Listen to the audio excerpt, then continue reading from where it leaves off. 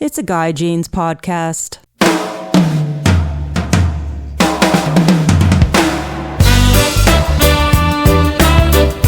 My guest today is Carmine Appice, and this gentleman is a legend in the rock world. He is a legend rock drummer. He's been inducted into two Hall of Fames, Drummer Hall of Fames, the Classic Drummer Hall of Fame and the Modern Drummer Hall of Fame. He's been inducted into the Heavy Metal Hall of Fame. He has a new album coming out, Temple of Blues, Influences and Friends. It's out on Cleopatra Records. He has all kinds of people playing on this album, from Joe Bonamassa, Ted Nugent, Pat Travers, Warren Hayes, Vernon Reid, Steve Stevens, Johnny A., to name a few. A few bands too, Government Mule, Vixen, Rainbow, Zebra, and Whitesnake. All members of those bands are playing on the album. Vocalist Dee Snider of Twisted Sister appears in the band's remake of Howlin' Wolf classic Evil. And former Judas Priest vocalist Ripper Owens is also on the album. So you guys got to check it out. My conversation with him is a really good one. We talk about music. We talk about his band Vanilla Fudge back in the 60s and 70s, and Led Zeppelin opening up for them, and his friendship with John Bonham. Pretty cool stuff. I hope you guys enjoy this. This interview comes in kind of mid interview, so we're talking about John Bonham and that sort of thing. So I hope you guys enjoy it. This is a good one. And without further ado, Carmine Appice. The album is that some people were influences and some of them were friends. Like Vernon Reid I don't think was influenced by Cactus, but he was a friend of mine. You know, like Steve Stevens, I thought was a friend of mine, ended up being influenced by Cactus. Wow. You know, Malcolm Mendoza was a friend of mine, ended up being influenced by Cactus. Certain people I knew were influenced by Cactus, like Billy Sheehan. Yeah. Cactus and Tim Boger was like a big influence on him. The guys from King's X, big Cactus fans. You know, yeah. Joe Bonamassa, when I did his podcast, he said to me, "Am I echoing too much for you? I can go in another room. That sounds like I'm echoing." No, you're not echoing here, but yeah, if it bothers you, go ahead, man. No, it doesn't bother me. I thought it'd be good for you. Yeah, so Joe Bonamassa, when I did his podcast, he said, "Man, when I heard Parchment Farmers, you blew my brains out." So naturally, I said, "Hey, look, we're going to be doing another version. I'd love for you to play on it." He said, "Okay." Well, and I know Joe since he's like 14 years old. Yeah. You know, so that's how it happened. It's crazy, you know. But it all came from my label owner, Brian Pereira, who's an old friend of mine. I know him since like the early 90s. And I've done a lot of stuff on Cleopatra, and I played a lot of stuff for them. Mm-hmm. They started playing these tribute stuff on Alice Cooper and this one and that one. I played on a bunch of those albums, and I gave him like King Cobra Lost Years many years ago. And we've become really good friends. And he said to me, "You think you can do an album of Cactus that shows the influences you've had on other musicians?" I said, "Yeah, I could do that," because years ago I did this album called Guitar Zeus. I don't know if you know about that album. I had every major guitar player on it. But, it's awesome, Jeff Beck, Jimmy Page, and Eric Clapton. Everybody was on it. Brian May and Ingrid Malmsteen, Steve Morse, and Slash, you name it. Everybody was on it. Oh, wow. Yeah, so I said, yeah, I could do that. So here we are. When you guys go in, like you do the tracks and you're in the studio and everything, and then these guys will come in and play on it, or you guys? No. It doesn't work like that no more. Okay, how did you guys do it? The drums. I started this album with just the drums. Okay. In my studio in what is it? West Palm, Florida. Okay. Mm-hmm. And that's unique because you usually don't start with drums. You usually have a click and a guitar and a vocal and then put the drums to that. Yeah. But I didn't have that. So I the first two tracks I did, Parchment Farm in one way or another, I did without anything on it. I put the click on and I hummed the songs to myself and played them. But I found out, and when you record today with drums, you can punch in and out just like you can do with a guitar or vocals. Nobody does a song top to bottom anymore. Yeah. It's been 20 years like that, more than that.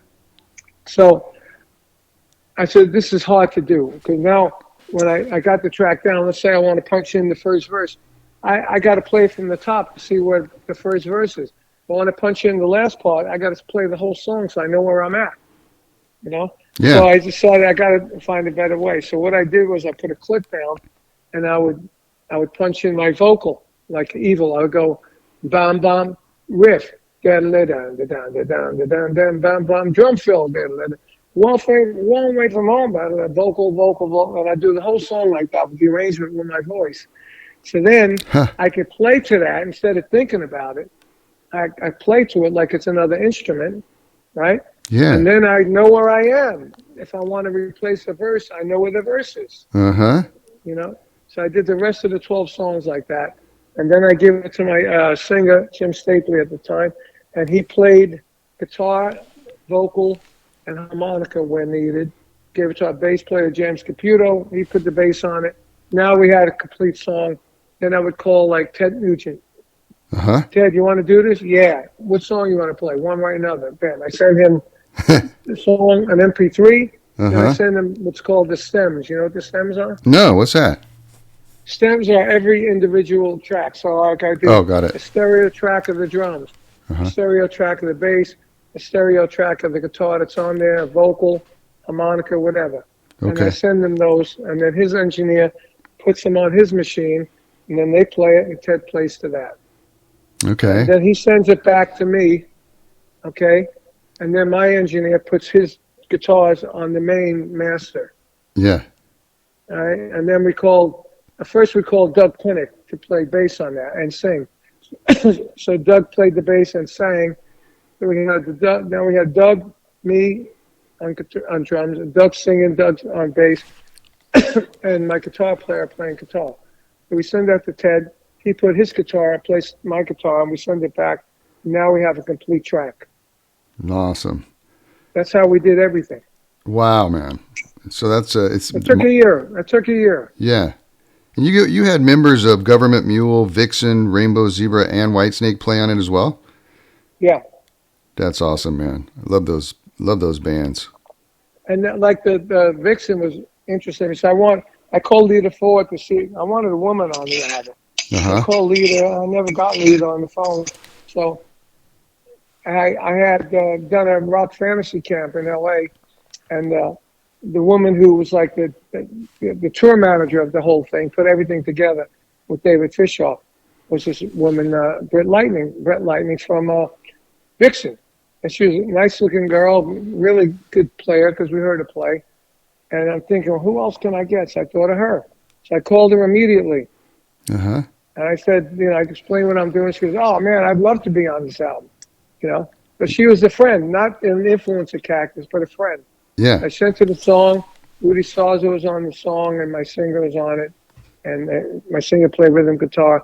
And I didn't have Vernon Reid on it. Or maybe I did have Vernon Reid on already, Yeah. And I said, I want you to play in the verses and all the fills in the verse. Vernon's going to play the solo. And you play the fills from there out. She goes, okay, great. So I sent her the stems, and she sent it back. And then on that solo, Vernon is an amazing player. So he was playing these wild kind of, I don't know, my co-producer, Pat Regan, who's also a keyboard player, and he's my mixing engineer. He said the scales that Vernon's playing against Rudy's bass playing is kind of dissonant, so we need something to lock it together. Uh-huh. So I'm going to put some organ on it with some chord structures that'll lock it together. So he put an organ on it. I said, wow, that's great. It sounds like Deep Purple. Awesome.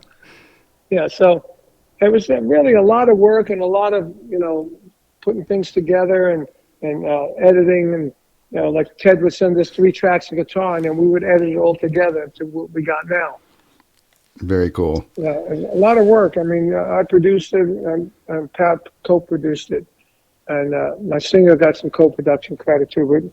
But he was at the beginning of it. Me and Pat really followed through from there on. Isn't it cool, when you finish a project and it sounds really good and you're just like super happy with it? And yeah, it's great. I mean, what I've been getting lately is what a great production. The drum sound is amazing. Everything sounds great. And to me, as a producer, that hits home, you know. Yeah. So now I'm a chartered producer. This is great. Awesome. That's really cool. When you, I was watching an interview of you talking about your brother, and you know how he started drumming and everything, and then, but I wanted to find out, like, how did you know you wanted to become a drummer? Were you like playing pots and pans when you were a little kid, or no? How'd that all go down? It started out, for instance, I was at my brother's house after my son got married. My brother lives around there, so we went to a family, family outing at his house, and there's a friend of ours named Marco Miniman, who's an amazing. Today, he's just one of those amazing drummers of today, and he's from Germany. He came over to the house with my brother's friend. I know him, but he lived there. So we were in there playing, and my little nephew, my grandnephew, was in there. He's like 4 years old. He's over there banging on the drums and watching us play, banging on the drums. That's what I did. My cousin Joey played drums. Anytime we went to a family outing, he started playing. I used to bang on his drums. I get on his drums. When he wasn't on, I stopped playing. And then I go home and I get playing with pots and pans. Yeah, man. And my parents would buy me toy drum sets, and I'd break them on Christmas. You know, and then finally, when I was older, maybe 11 years old, and I was still doing that stuff, my parents said, you want a drum set for your Christmas and birthday? Because I'm December 15th birthdays. They said, yeah. So we went to Sam Ash, and there were one store at the time. There was a drum set on the top shelf. It was $55. Back in, the early 60s, that was a lot of money. Sure. And my parents bought it for me, and I used to play them all the time. And my first record, people go, like, on interviews, what's your first record to buy, They expect me to say, like, the Beatles or something. And I say, Gene Krupa and Buddy Rich. Nice. And that was my first album. I learned every note on those records. Did you? Every note that I could play. Let's put it that way. How old were you? And I was about 11. Okay. 12 maybe. Yeah. And then I put some bands together. My first gig paid me $7. And I did more and more. And then finally we had a band that joined the Battle of the Bands at a Jewish center in Brooklyn. And, it went really well. But I saw this other band. I saw this drummer named Tommy Tricarico. I said, this guy was great. He did a great drum solo. So I said, how'd you learn to play like that? So I took lessons. So I said, from who? He gave me the number. Next thing I know, I asked my parents if I can do it. It was $5 a lesson. And they said, yeah. And my mother used to take me, so I wasn't old enough to go myself, on a train and a bus to his house. And I did lessons. I did that for 3 years. And I did like 5 years worth of work in 3 years. And then all of a sudden I became better and better and better. And then I got a better drum set, and I started playing more gigs and more gigs. And, when I was 17, I bought a brand new 64 Chevy Super Sport with money I made from playing. Nice. And that's why I wanted to play. I wanted to play for a living. And my parents said, well, you got to go to learn a trade. So I went to electrical installation school for a year. I didn't like it. I changed to high school from Music High School. That was on Welcome Back Carter. That was the high school they would show. And I majored in music there. I learned how to play piano a bit, build chords, and I already sang harmonies and doo-wop stuff in Brooklyn in the subways. So I was just music all around me, And I played in a band that we used to do. We did well. We used to make $250, $300 a week, doing 3 nights a week. It was good money back then. That's good. That's good money back then. And then, I did gigs, we did gigs in opposite bands. It was one time we played opposite this group called the Vagrants that had Leslie West in it. Another time we did opposite with another band. It was Jimmy, not Jimi Hendrix, Jimmy Flame, Jimmy something, and the Blue Flames, and it was Jimi Hendrix. Yeah. Yeah. And we used to smoke some pot, look out these. We used to play in the Upper West Side in New York. It was the slums then. And we'd go up to this black prostitute apartment, smoke pot, and Jimmy would talk about making it. I said, well, I don't really care about making it. I just want to make a living like my drum teacher, Yeah. And then he made it big, and the next thing I was in Vanilla Fudge. And next time I saw him was in London, and he remembered that talk. And the rest is history, Yeah. Yeah, it's incredible, man.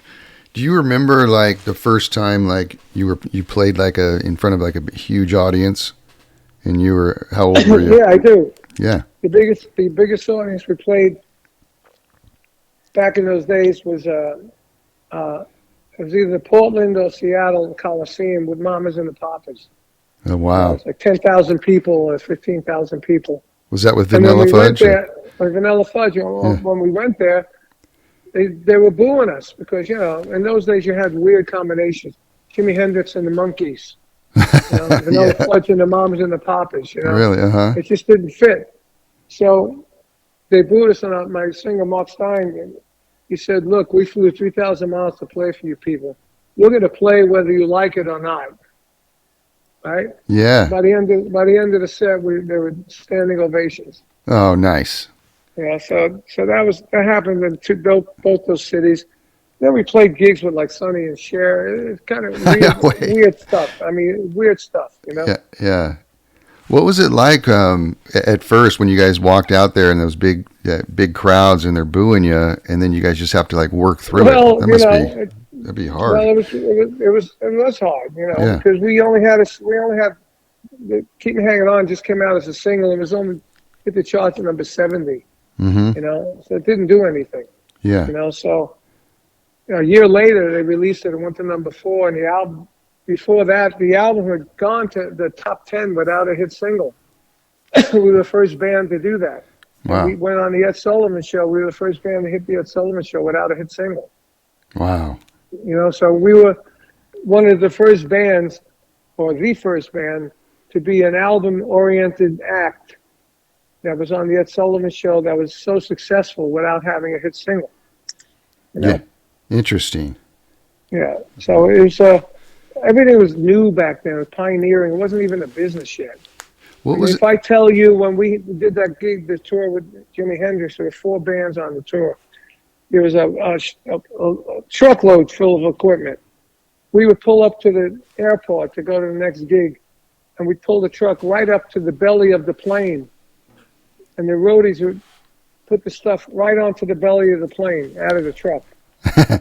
When we landed, the same thing. The truck would pull up, and the promoters organized it with the excuse me, with the airline. This was way before security checks. Sometimes we would be late to get on a plane. We'd leave the rent-a-car at the top of the ramp, run into the airport, and they already shut the door on the plane. We bang on the door of the plane, they'd open it, and we get on. That's how crazy it was in those days. Wow. Nothing was like it is today. Now, tickets were $5. You see Jimi Hendrix and Vanilla Fudge and 2 other acts, $5. Led Zeppelin and Vanilla Fudge, $5. Wow. Crazy. I want to talk about that. John Bonham was, influenced by you, and your band, Vanilla Fudge and Led Zeppelin toured together, but Led Zeppelin was opening for you guys, it sounded like. And and that's how you and John became friends. And can you talk a little bit about that? That's really cool. Well, yeah, I mean, look, the first gig they did was December 26th, 1968. Their album wasn't even out yet. Yeah. Excuse me. We heard the album. Man, my throat. Excuse me. Yeah, no worries. We heard the album and loved it. And our manager was good friends with their manager, and we both had the same lawyer. He was a lawyer accountant. Uh-huh. So they said, look, we'd like the Jimmy Page's new band to open up for you. And we said, let's hear it. So we heard it. Once we heard it, we said, oh my God, this is like unbelievable. And we were always wondering who was going to blow us off the stage, because we used to blow everybody off the stage. The Who, Jimi Hendrix, the Cream, you name it. We blew everybody off the stage, Uh-huh. And that's a fact. I'm not just egoing out. That's a fact in reviews and stuff. But anyway, so we took him out on the first tour on December 26th. The promoter didn't even want them on there. We were playing with Spirit. It was sold out. It was like an 6,000 or 8,000 seat venue in Denver. They didn't even want him on there. So no, we don't want Jimmy's band. We don't need him.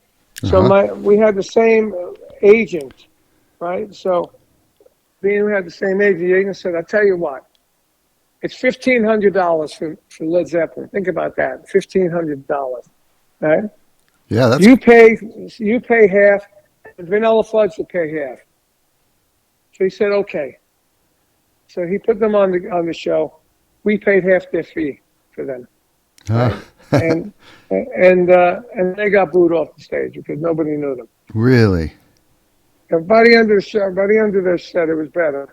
But they were booze and bring on the fudge and all that kind of stuff, you know. Wow. And then we went to Portland and Seattle and a couple other places with them. And then they went to L.A. and they played, I think, a Whiskey a couple of nights on the strength of Jimmy Page. You know, they sold tickets and they did really well. Then the album came out and kicked ass. But while we were out with them the first time, I had my big, giant set of maple Ludwigs that were the only ones like that in the world, you know, as far as rock drumming goes. Yeah. And they were all maple, and that was the first maple kit that Ludwig made. I was pioneer with Ludwig. That kit started a whole rage of big drums around the world, you know, and because it was Ludwig, you know, and it was my idea because the amps were so damn loud and the drums were small and you hit them, you couldn't even hear them.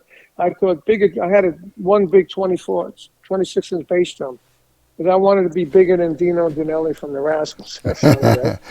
Yeah. And so I got a 26-inch bass drum, and it was loud. I said, well, if those are loud, let me get a whole set of drums that are really loud, you know? Okay, so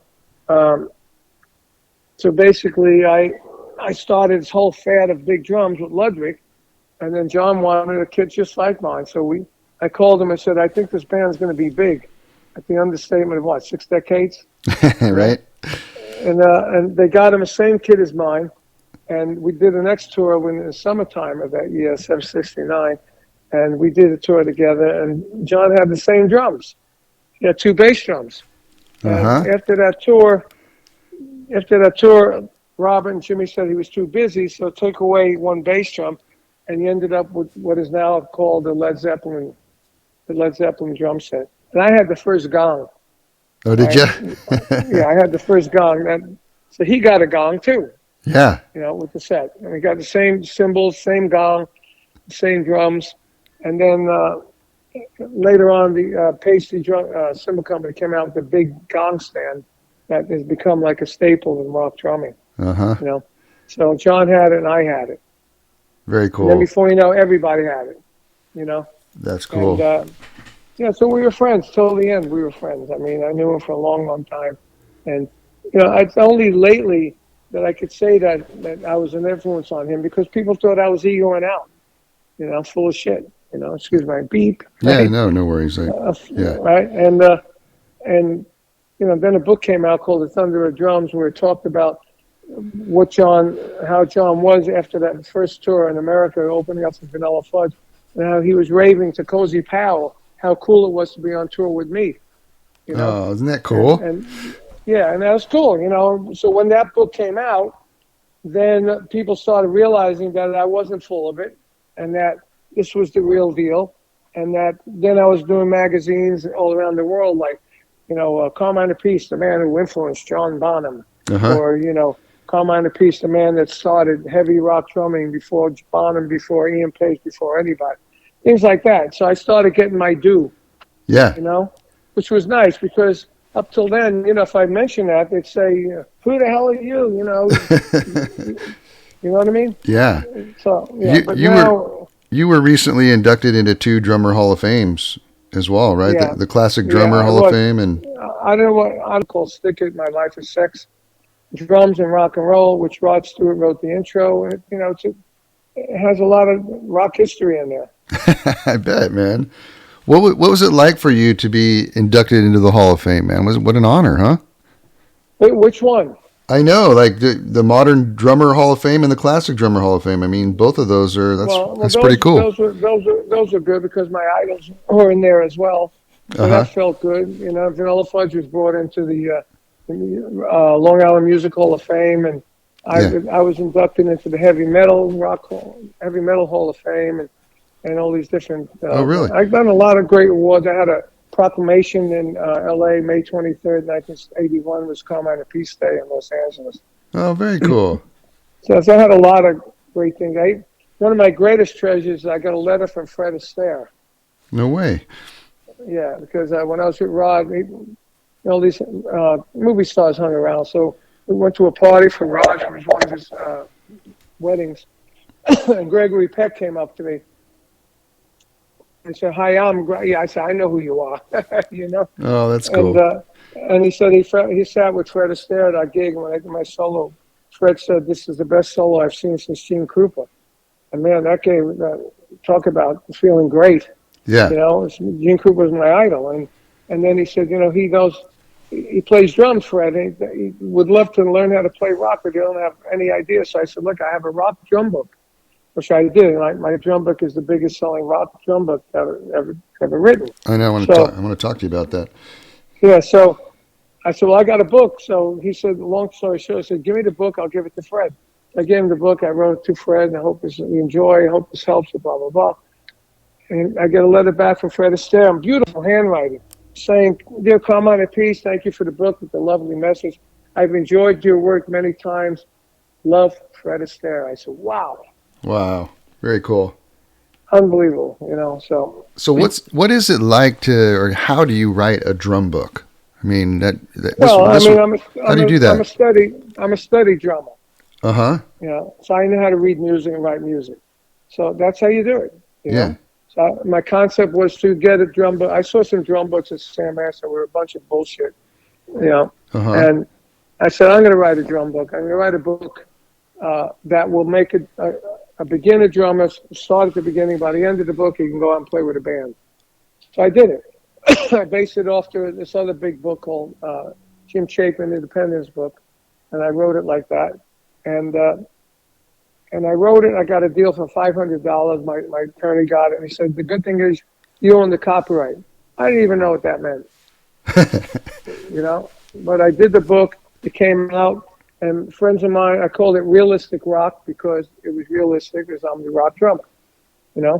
And that's been my brand now: Realistic Rock, double bass, realistic reggae, realistic hi-hat, all that stuff. So I wrote a whole series of books. I became the first educator of rock music doing clinics of anyone in the music business. I did it in 1971, and then all the clinics became after me, and then, it was all about clinics. Now there's no more clinics because there's the internet. Yeah. But I can honestly say I was the first rock musician to do it back then, Sam Ash music stores. And I only did it because Ludwig wanted me to do it when I was in Vanilla Fudge, and I didn't do it. And they said, "Look, you have the book now. Go do clinics, you sell the book." I said, "Okay, that makes sense." I did that. First year, my book sold 3,000 copies. Joe Morello, the famous jazz drummer, said, "That's unbelievable." Very cool. I said, and then it went on and on. I started selling like 12,000 books a year, And is it still in print? Yeah, oh yeah. Right on. And is it still selling? I still get royalties every 3 months. Sweet. I love it. And I could sell that copyright for a lot of money, probably. Yeah. Because it sold over 450,000 books. Wow. It's a lot of money. That is, man. At one point, I had the biggest music, instructional book deal that anyone ever had with Alfred Music. It was 6 figures advances. Yeah. And again, I didn't know what the copyright meant. I found out. Oh yeah. Okay. But and I had it done in Italian, in Spanish, and Japanese as well. Awesome. What about royalties from music from back in the day? You still getting royalties from that? Yeah, I mean, we still get Vanilla Fudge. Uh-huh. Still get Vanilla Fudge. Still get Cactus. I sold my rights back for the songs I wrote. Do You Think I'm Sexy? I co-wrote that with Rod. I got a chunk of money for that, and I bought real estate with that. And then I sold my rights back to Young Turks as well. But I did keep my ASCAP. ASCAP is the airplay. Uh-huh. And that still gets pretty good money. And there's other things now. You get Sound Exchange and PPL from England. So, I still have a good quality of money coming in from royalties. Very cool. What advice can you give young drummers coming up to get into the business? that sort of thing? I don't really know these days. All I could say is play your instrument and get, practice and get to play your instrument as well as you can. Yeah. And, I don't really know how these bands make it today. Yeah. My neighbor up the street, I teach his son, and he said, "Hey, have you heard this band?" "No." "Have you heard of this band?" "No." Uh-huh. You go and they're playing to 5, 6, 7,000 people. I don't know how they did it. Yeah. In the old days, I can give you advice. Yeah. Today, all I can say is, get in a band or look for a way to make a living in music. You can play in a wedding band. You can give lessons. You can get in a rock band, play clubs. You can do cover bands and get on ships. There's a lot of different things you can do. It depends on what you're aiming to do. Yeah. But if you want to, there is a way to make a living in music. You can go to a music college. You can become an engineer, to record. Yeah. There's a lot of things you can do. But as far as making it, I don't really know how it's done today. Somehow it's done with working all the Facebooks and the Instagrams and all that, which I don't do. I do some of it, but all these kids, they're on it all the time. All the time. That's how they get their following. I think, like doing these interviews and stuff, and I'm talking to musicians and, even business people or, artists or, it seems like everybody has this passion, this gift in life, whatever it is. And, obviously yours, as a little kid, you wanted to drum and it was just your passion and you became this, incredible. That passion turned into music. Yeah. Yeah. All kinds of producing. Yeah. Playing sessions, writing songs, singing. Yeah. It was one big passion of music, Yeah. And people say to me, I live in Florida, you play golf? I say, no, I play drums. Right. I don't have time for golf, man. It's like 4 hours. Yeah, exactly. It's boring. I think it's boring. I tried it. Right. Yeah. But anyway, I got about 5 more minutes and I got to call John. Sure, yeah, no worries. I wanted to just real quickly, if people want to find this album of yours, this new album from Cactus, where would they go and that sort of thing? iTunes, download it, and I always say buy. Please buy. Okay. Like Trump says, drill, drill, drill. I say buy, buy, buy. because all this streaming stuff, the musician gets screwed.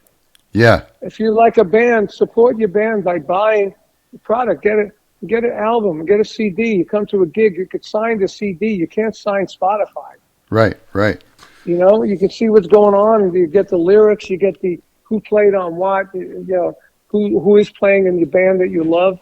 You notice there's nobody now. You go like, who's a great iconic drummer? Right. In the old days, you had John Bonham, Ian Pace. You had me. You had Keith Moon. You had Dino Dinelli. You had, the list goes on. Terry Bozzio, Stuart Copeland. Yeah. Today, you don't have any like that. Yeah, interesting. These guys get names on the internet. They get a following on the internet, but some of them you never even see them play live. You just see this thing on YouTube. But it's different. There's a guy on YouTube now that does millions and millions of stuff. Everybody knows who he is. Nobody can pronounce his name. He's from Europe or somewhere. Severino or something. Mm-hmm. Everybody knows him. But even when he had his own band, he didn't play like that. He played simple. Yeah. But anyway, it's a whole different world out there now. So your guys is I would say Amazon. Okay. I went off track here. Amazon, you can get it. You can buy the album. You get a physical album. You can buy the album and the download. Nice. You can get LPs. You can get CDs. I heard at one point they were going to make cassettes on this record. That might be a marketing tool later down the line. And your guys' website is Cactus Rocks? And in stores. Okay. Yeah, Cactus Rocks is a new website that's coming up now. I think it's up now. You got Cactus Rocks Facebook, and you can go to CarmineAppice.com. You can see stuff on there. And of course, you can go to Cleopatra Records.com. You can get on there too, and come to our gigs. We're doing New York, but you're in California, so cool. Well, when we played in Florida, we sold a lot of LPs and a lot of CDs on that few dates we did. Nice. Well, Carmine, thank you so much for being on my show, man. Really appreciate it, and it's been an honor to talk to you, my friend. Well, thank you, bro. Play that record. All right. For sure, man. Take care. Ciao. Bye-bye. Bye-bye.